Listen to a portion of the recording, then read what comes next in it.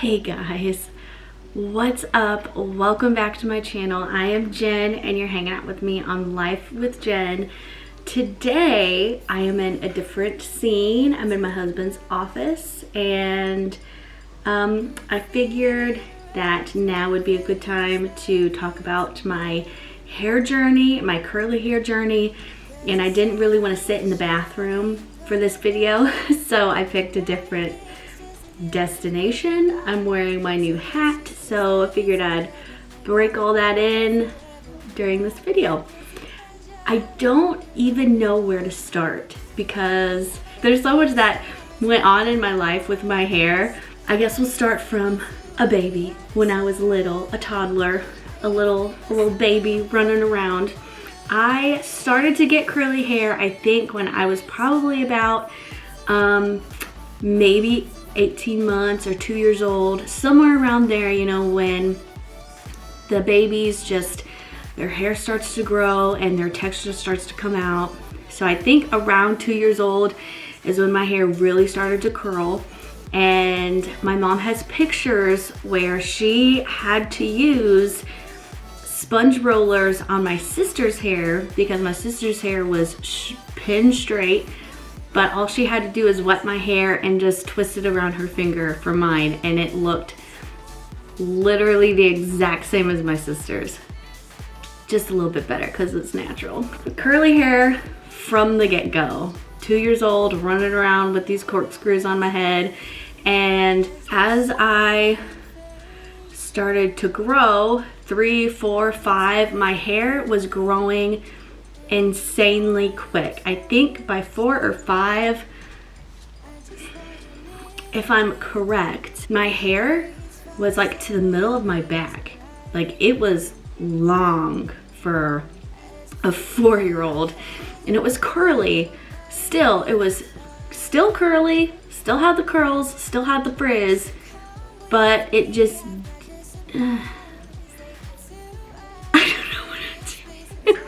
I'm honestly gonna say, looking back at pictures, like, my hair looked terrible. And I don't, Mom, I'm not blaming you, I promise. But half of it, I kind of do have to blame my mom because she didn't know what to do. Like, she just treated my hair like my sister's hair. You just brush it out and you put it in a braid and you hope for the best. I don't know why that is so funny to me right now. So 4, 5, 6, 7, your hair's still curly, but I grew up just washing my hair with shampoo, using conditioner, and just kind of leaving it as it is, brushing it out when it's dry, getting all that frizz everywhere, putting it in a braid, a slicked back bun, you know, doing something with it because my hair was so unmanageable at the time. I had a crazy tender head. I still have a tender head.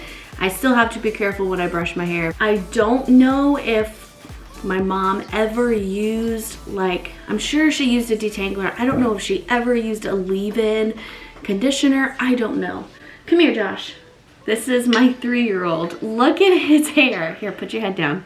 Look at his hair. It's not done, but when it is fixed, it is so curly. But look at the mess. We haven't done anything with it today. It's so crazy. I remember, I can't remember when the heat damage started. Not a ton of heat on my hair. Like, I had my mom straighten it once in a blue moon because obviously frizz, curls. I wanted my hair to look like everybody else's hair in school, so she straightened it on occasion. We used hot sticks on occasion, but other than that, I would, like, my hair was like in a slicked back bun or in a braid or something. Wasn't a whole lot of heat damage. There was damage because we didn't really know how to take care of curly hair. But the heat damage started in middle school. We got a straightener to share. That is when the love of straightening my hair started. And it didn't really help with frizz. It didn't do anything because all I was doing was straightening my hair I still wasn't using a leave-in, I don't think, but I was not doing a deep conditioner. I just didn't have knowledge of curly hair in middle school. So all I was doing was straightening that very dry, brittle hair. So that was leading to more and more damage. And I was so embarrassed of my hair. The few times I did scrunch it, it looked like ramen noodles, but how there were no curl clumps at all. It was just really, really tiny, thin pieces of like ramen noodle hair, but it was just damage upon damage, straightening and then curling, and then I got a wand, and then it was just like damage after damage after damage. If you guys have been following along on this channel or following me on Instagram for any length of time, you know that I am Apostolic Pentecostal, and one thing that us as women cherish about our hair is that in the Bible it says that a woman should not cut her hair because it is a glory unto God. And so having God specifically call us out and say, do not cut your hair, it is your glory. I've given this to you to honor me and to be, as you know, a sign of your dedication to me. It's a big deal that we, you know, really take that personally and make that a mission in our life to take care of our hair, to, you know, treat it as best as we can and just not cut it. And so length does not matter, it's just the uncut part, because I know a lot of women have short hair but they have never cut their hair before and their hair just won't grow. So we can do a whole video on just the whole back scientificness of hair growth. We can do that. Just let me know in the description box if you're interested in that. So I was the type of little girl to just want to be like everybody else. I knew I was different. I was made fun of because of my religion, because I wore skirts, because I just looked different than all of like the other girls in elementary school. I started just randomly cutting my hair in elementary school. I think it was 3rd or 4th grade. I just decided to take the end of my braid and just cut it right off. I didn't do it as like, oh, I'm gonna teach my parents a lesson. No, it's like I just wanted to be like everybody else. But it was a rebellious streak in me that continued through high school.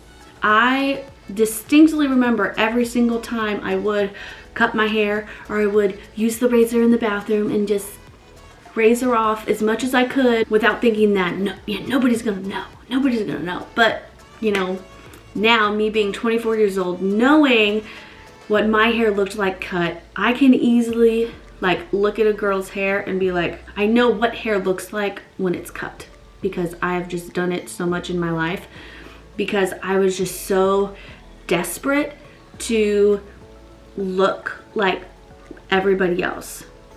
And so I did it in 4th grade. I did not do it through middle school, surprisingly, because middle school is like the time in your life where you're really trying to fit in. And I think I was too boy crazy in middle school to even think about cutting my hair, to be honest.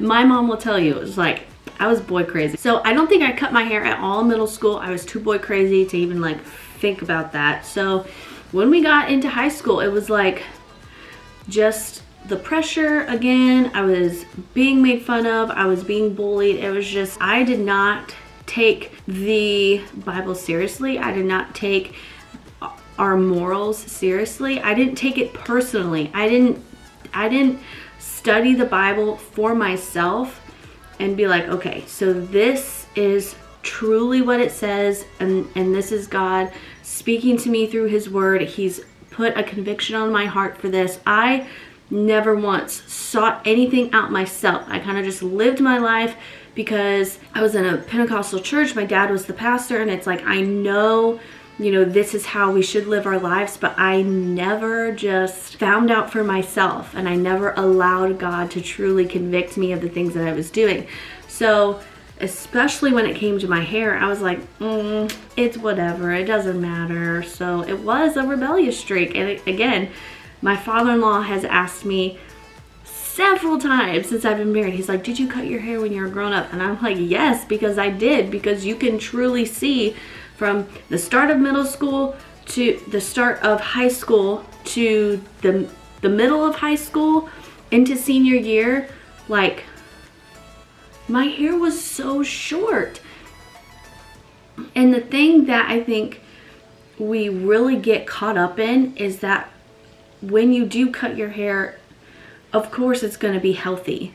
Of course it's going to be healthier than what it is now, because having long hair, you don't cut off the damage, you don't cut off the split ends. So over time, if you don't take care of it, if you don't do the things that you need to do, your hair is just going to get more and more damaged. So I focused, my laser focus again was on the fact that my hair was so healthy, and God would be so proud that my hair was so healthy. He wants us to take care of ourselves. He wants us to take care of what He has given us, but He doesn't want us to be rebellious against what His word says. Now, I'm married. I am allowing my hair to grow. I'm taking care of it. All of that amazing things. My hair has seriously just flourished the past few months. You know, it really is all about what you use, the time that you take, and my hair is still transitioning. Again, I did not do a big chop like a lot of people say you have to do, which you don't. You don't have to do a big chop to get definition back, to help your hair not be so damaged. And you're not going to completely get rid of the damage, I will say, but it is so worth just that satisfaction of looking at, you know, just me just like several months ago styling my hair curly versus now. It's like I'm getting more and more curl definition up closer to my scalp than I was even a few months ago. When you have the tools, when you have the knowledge, when you have the research, and you apply all of that to your life, not just for hair, but for anything, it's like the results are incredible. But specifically for long curly hair, it is amazing to see where I have come from. That's usually not a curly hair journey that people are used to watching. It's my journey, and I got really deep there for a few minutes, but I'm not going to cut that out. I'm going to leave that in there because that is my life. That is where I've come from. That is my testimony.